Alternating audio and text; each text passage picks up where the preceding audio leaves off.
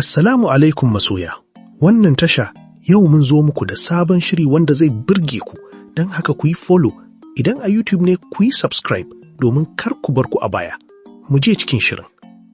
Zuciya biyu, ƙaddara ɗaya, kashi na ɗaya.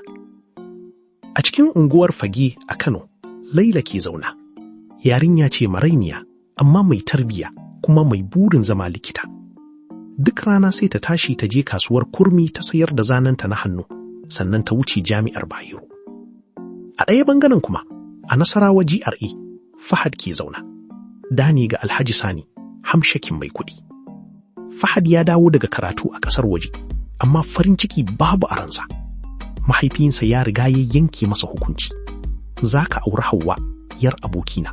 Haka za mu haɗe dukiyarmu da mulkinmu. Amma Fahad bai taɓa ƙaunar Hauwa ba. Ranar da ƙaddara ta haɗa su, Laila na zaune a Ramat Library tana kuka. Kuɗin project ɗinta na ƙarshe ne ya ƙare, Naira 500,000. Idan bata biya ba, ba za ta kammala karatu ba. Fahad ne ya shigo, ya ganta. Bai tambaye ta komai ba, ya ajiye envelope a gabanta, ya fice. A ciki akwai daidai kuɗin da take nema, da takarda da an rubuta.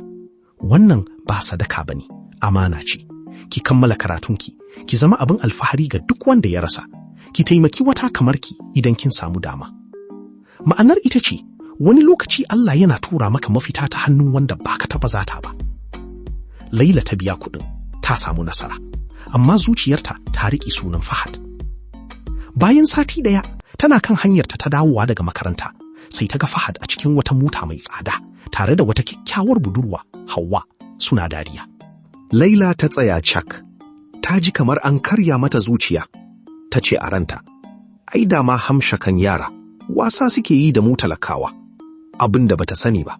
A daidai lokacin da take kallon su, Fahad yana cewa wa Hauwa, Hauwa, ki yafe min, zuciya ta ba gare ki take ba.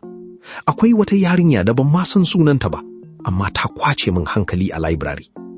Zuciya biyu sun fara bugawa, amma kaddara ɗaya ce ke jiransu. Shin kaddarar za ta haɗe su ne ko ta raba su har abada? Darasi, kada ka yanke hukunci akan mutum daga abin da ka gani daga nesa. Gaskiya tana boye a bayan abin da ido yake gani.